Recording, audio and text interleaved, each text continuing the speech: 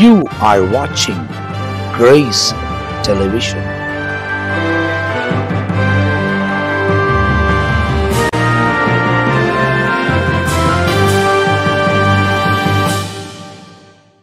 ஆண்டவரும் அருமை இரட்சகராக இயேசு கிறிஸ்துவின் நாமத்தினால் உங்கள் யாவருக்கும் இந்த காலையில் என் அன்பின் வாழ்த்துக்களும் ஸ்தோத்திரங்களும் தெரிவித்துக் கொள்கிறேன்.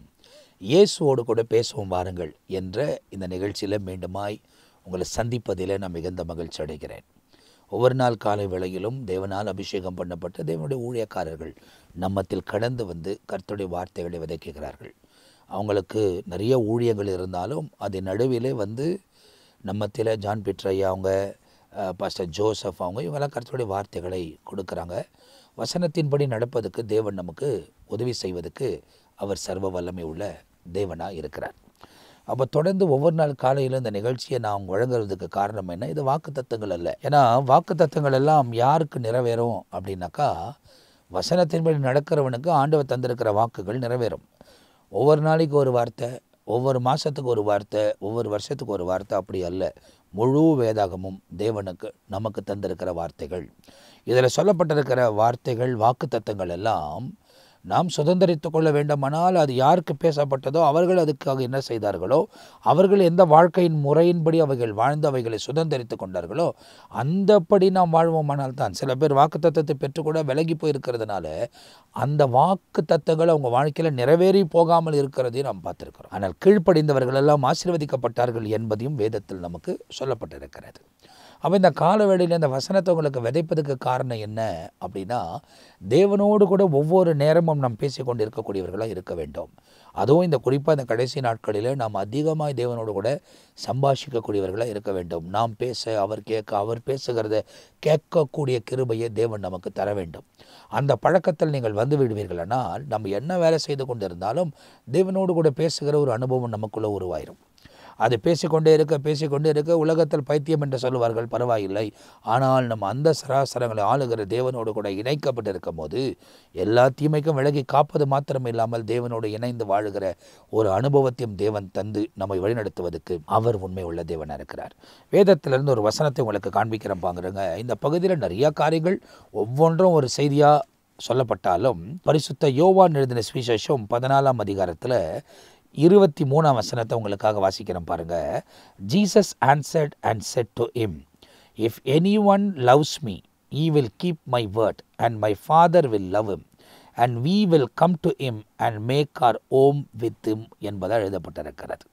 அப்போ இந்த இடத்துல என்ன அப்படின்னாக்கா, என்னை யாராவது நேசிப்பாங்கன்னா அவன்தான் என் வார்த்தையை தக்க வைத்துக் கொள்வான். அவன் என் வார்த்தைக்கு கீழ்ப்படிந்து நடக்கிறபடியால் என் பிதாவும் அவனை நேசிப்பார். அவர் நேசிக்கிறபடியால் நாங்கள் வந்து அவங்களோடு கூட தங்கியிருப்போம் என்பதை தேவன் சொல்லுகிறார். அப்போ இந்த எவ்வளோ அருமையான ஒரு காரியத்தை யோவான் எடுத்து நமக்கு சொல்லுகிறதை வேதாகமத்தில் எழுதப்பட்டிருக்கிறது. மற்ற சுவிசேஷ புத்தகங்களை பார்க்கிறோம், இந்த யோவான் சற்று ஆழமாய் சில காரியங்களை அவர் எழுதியிருக்கிறதை நாம் பார்க்கிறோம். அவர் ஏன் எழுதுகிறார்னா, அதிகமாய் தேவனோடு கூட இருந்தவர். அவர் இயேசுவின் மார்பிலே சாய்ந்து கொண்டிருந்தவர். நிறைய காரியத்தை ஆண்டவர் அவருக்கு வெளிப்படுத்தினபடியால் மற்ற சீஷர்களெல்லாம் போகாத இடங்களுக்கெல்லாம் யோவான் கூடவே சென்றதினால் இயேசு கிறிஸ்துவின் இருதயத்தையே அவர் பல முறை இதில் எழுதியிருக்கிறதை இந்த 21 அதிகாரம், இந்த யோவான் எழுதின சுவிசேஷத்தில் நீங்கள் பார்த்தீங்கன்னா 21 அதிகாரத்திலும் ரொம்ப தெளிவாய் நமக்கு சொல்லப்பட்டிருக்கிறது. ஒவ்வொரு வசனமும் நமக்கு ஆரோக்கியமாக இருக்கும். எனவே இந்த காலையில் ஆண்டவர் சொல்லுகிறார், ஒருவன் என்னை நேசித்தால் அவன் எனக்கு செவி கொடுப்பான், என் பிதாவும் அவனை நேசிப்பான். அப்படியானால் நாம் தேவனை நேசிக்கக்கூடியவர்களாக இருப்போமானால் வெறும் I love you Jesus, I love you Lord, இயேசுவே உம்மை நேசிக்கிறோம் என்ற வார்த்தையெல்லாம் இல்லை. அவர் சொல்லப்பட்டிருக்கிற போதனைகளை கை கொண்டால்தான் நாம் அவரை நேசிக்கிறோம் என்பதை வேதத்தில் எழுதப்பட்டிருக்கிறது. இன்றைக்கி உலகத்திலெல்லாம் மாயமான அன்பு, கண்டவங்க யாரை பார்த்தாலும் லவ் சொல்லக்கூடிய காலத்தில் நாம் வாழ்ந்து கொண்டு இருக்கிறோம். அப்படிப்பட்ட ஒரு சூழ்நிலையில் நாம் ஜீவித்து கொண்டு இருக்கிறோம். அப்போ அப்படிப்பட்ட ஒரு மாயமான அன்பை நாம் தேவனுக்கு நேராக காண்பிக்க முடியாது. ஆகையால் தான் இயேசு இந்த இடத்துல நமக்கு ரொம்ப தெளிவாக சொல்கிறாரு. என்ன சொல்கிறார் அப்படின்னா, நீ நேசிப்பேனா என் வார்த்தைக்கு கீழ்ப்படிய வைப்பா, என் வார்த்தையின்படி நடப்பேன். நீ என் வார்த்தையின்படி நடப்பேனா என் பிதாவும் உன்னை நேசிப்பார், நாங்கள் வந்து உமக்குள்ளே வாசம் செய்வோம். அவர் நம்மோடு கூட இருந்தார்னு வைங்க, நிறைவானது வரும்போது குறைவெல்லாம் ஓய்ந்து போயிடும். உனக்கு எதெல்லாம் குறைவு இருக்குதோ அதெல்லாம் நிறைவாயிரும். நீ பிரமிக்கத்தக்க காரியத்தை இயேசு உனக்கு செய்வதற்கு அவர் சர்வ வல்லமை உள்ள தேவனாக இருக்கிறார்.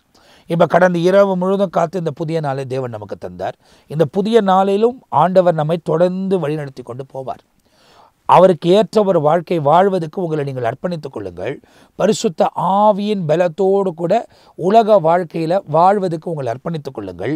தீமை உங்களை மேற்கொள்ளாமல் நீங்கள் அவைகளை மேற்கொள்வதற்கு இயேசு உதவி செய்ய அவர் உண்மை உள்ள தேவனாயிருக்கிறார். அவர் ஒரு நாளும் பொய் சொல்ல மாட்டார், மனம் மாற மாட்டார். அப்படின்னா அவர் வார்த்தைக்கு செவி கொடுத்து வாழணும். அவருக்கு ஏற்ற மாதிரி நீங்கள் வாழணும். அவர் வந்துட்டால் எல்லா குறைகளும் நிறைவாயிரும். அது உங்கள் குடும்ப பிரச்சனையாக இருக்கலாம், தனிப்பட்ட வாழ்க்கையின் பிரச்சனையாக இருக்கலாம், எந்த காரியமாக இருந்தாலும் தேவன் அவைகளை சரிப்படுத்துவதற்கு அவர் உண்மை உள்ளவராக இருக்கிறார். நம்ம இங்கேயும் அங்கேயும் தேடி ஓடக்கூடியவர்கள் அல்ல.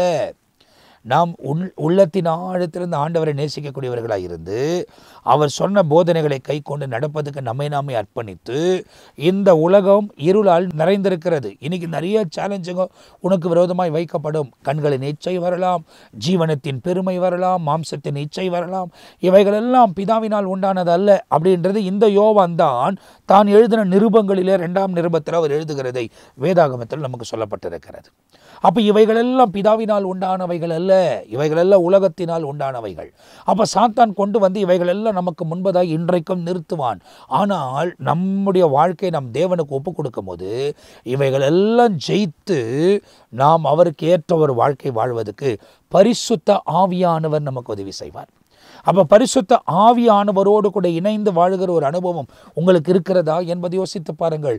அதை தான் ஆவிக்குரிய வாழ்க்கை என்பதாக வேதத்தில் நமக்கு அறிவுறுத்தப்படுகிறது. நம் மாம்சத்துக்குரியவர் அல்ல, நம் ஆவிக்குரியவர்கள். நம் முந்தின ஆதாமினாலே ஜனிப்பிக்கப்பட்டு பிறக்கப்பட்டவர்களாக இருந்தாலும் நமக்கு பிந்தின ஆதாம் வந்து நம்மை மீட்டெடுத்தபடியால் நாம் அவருக்குள்ளே நம் வாழ்க்கையை ஒப்புக் கொடுக்கும் போது அவருக்கு ஏற்ற மாதிரி வாழ்வதற்கு கர்த்தர் கிருபை தருவார்.